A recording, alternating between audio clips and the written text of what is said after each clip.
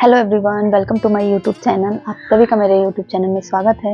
एक किसान जिसका नाम भोला था, भोला अपने खेत में काम कर रहा था। उसकी फसल बहुत अच्छी हुई। इस बार भोला की फसल बहुत अच्छी हुई थी। एक हरिया नाम का व्यक्ति जो उसका पड़ोसी था, भोला की फसल देखकर हरिया को बहुत ईर्ष्या होने लगती है।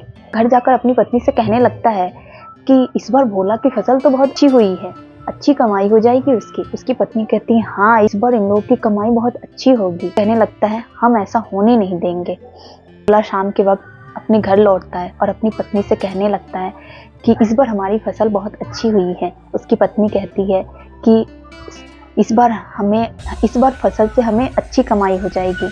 भोला कहता है आरती, मुझे जल्दी से खाना दे दो, मुझे जल्दी सोना है और सुबह 5 बजे उठकर मुझे खेतों में जाना है। आरती खाना लाने चली जाती है। आरती खाना लाकर देती है भोला को। खाना खाने लगता है। भोला कहता है ये पापड़ तो बहुत अच्छे हैं, कहाँ से आए ये पापड़? आरती कहती है मैंने खुद घर में बनाए हैं। बोलता है अच्छा, तुमने घर में बनाए, बहुत अच्छे हैं। भोला खाना खा के सो जाता है। बहुत ही आंधी और तूफान आने लगते हैं। आरती घबराने लगती है और अपने पति भोला को उठाकर कहती है कि मौसम बहुत खराब हो रखा है, खेतों में जाना चाहिए, हमें खेतों में जाना चाहिए। लेकिन बारिश होने के कारण वो लोग खेत में नहीं जा पाते। बारिश बंद होने के बाद सुबह वो लोग खेतों में जाते हैं और उसकी सारी फसल खराब हो जाती है, जिससे दोनों आरती और भोला परेशान हो जाते हैं। उधर हरिया और हरिया की पत्नी दोनों बहुत खुश होते हैं। कहने लगते हैं कि देखा, मैंने कहा था ना, खो उसकी फसल अब बची ही नहीं, उसकी फसल खराब हो चुकी होगी।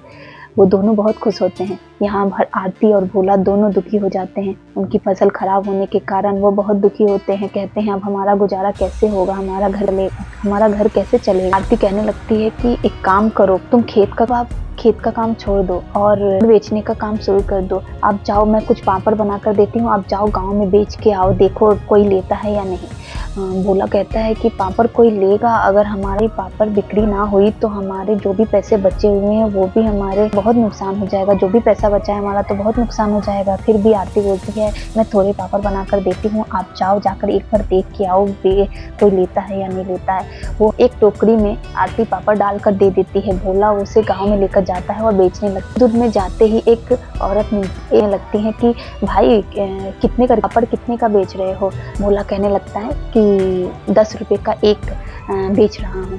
तो महिला कहती है 10 पापड़ दे दो। 10 पापड़ देकर पैसे लेकर जाते जाते उसके जितने भी पापड़ थे सब बिक्री हो। स्कूल का फीस भर देना और कुछ पैसे से पापड़ और बनाना। आरती अगले दिन और फिर पापड़ बनाती है और गांव में बेचने के लिए भोला चला जाता है। उसके पापड़ के पूरे गांव में चर्चे हो जाते हैं, इसके पापड़ की, भोला का पापड़ बहुत अच्छा है। एक दिन सरपंच आते हैं भोला के घर। भोला जरा बाहर निकलो। भोला बाहर आता है, बोलता है जी सरपंच जी बताइए क्या काम है। सरपंच जी कहने लगते हैं तुम्हारे पापड़ के चर्चे बहुत सुने हैं, मेरी बेटी की शादी है, तुम 100 पापड़ क्या मुझे बनाकर दोगे? भोला कहता है जी सरपंच जी क्यों नहीं, मैं आपको 100 पापड़ बनाकर आपके घर पहुंचा दूंगा। वो कहते हुए सरपंच जी चले जाते हैं। यहाँ हरिया और पत्नी बातें करते होते हैं कि ये लोग कितने खुश रहते हैं और इन लोगों की अच्छी कमाई होती रहती है, इस सब चीज में ये हर काम में कामयाब हो जाता है। आरती पापड़ बनाकर रात को रख देती है और सो जाती है। यहाँ हरिया उसके घर जाकर उसका पापड़ चोरी कर लेता है। सुबह उठती आरती और पापड़ नहीं होने के कारण वो अपने पति से सब बताने लगती है। उसके पति सरपंच के घर जाता है और कहने लगता है कि सरपंच जी मुझे 2 दिन का टाइम दे दो, मेरे घर जो पापड़ हमने बनाए थे ना वो हमारे घर से चोरी हो गया।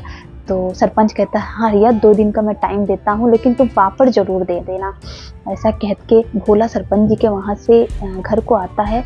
जैसे ही रास्ते में वह हरिया के बेटे को पापड़ खाते देखता है, वो बोलता है हरिया तो कभी पापड़ खरीदा ही नहीं हमसे, तो उसके बच्चे कैसे पापड़ खा रहे हैं? वो जाता है उसके बच्चे के पास और पूछने लगता है कि बच्चे तुम ये पापड़ कहाँ से लाए हो? उसका बच्चा बता देता है कि मेरे घर पे ये मेरी माँ ने मुझे पापड़ दिए हैं और मेरे घर पे बहुत सारे पापड़ है। समझ जाता है कि जरूर हरिया ने ही हमारे पापड़ चुराए हैं। घर जाकर अपनी पत्नी को सारी बात बताता है। उसकी पत्नी कहने लगती है आप जाओ सरपंच जी के घर और उनसे सब कुछ बताओ, वही हमारी मदद कर सकते हैं। भोला सरपंच जी के घर जाता है और जाकर भोला सब कुछ बताने लगता है कि हमारा पापड़ हरिया नहीं लगता है चुराया है। सरपंच जी वहाँ से आते हैं हरिया के घर, हरिया को बुलाते हैं, बोलते हैं कि आज तुम्हारे घर की छानबीन करनी है मुझे। वह उसके घर के छानबीन होती है जिससे वह पापड़ मिल जाता है। तो सरपंच जी कहने लगते हैं, हरिया ये तुमने ठीक नहीं किया, तुमने ये पापड़ क्यों चुराए? हरिया कहने लगता है कि मुझे भोला की कामयाबी पर ईर्ष्या आ गई, मेरे मन में ऐसा विचार आया, माफ़ कर दीजिए सरपंच जी, अगली बार मैं ऐसा कभी नहीं करूँगा। सरपंच कहता है, नहीं तुमने एक बार किया है, इसके बाद तुम फिर ऐसा करोगे। इसीलिए सभी गाँव वाले मिलकर हरिया को मारने लगते हैं।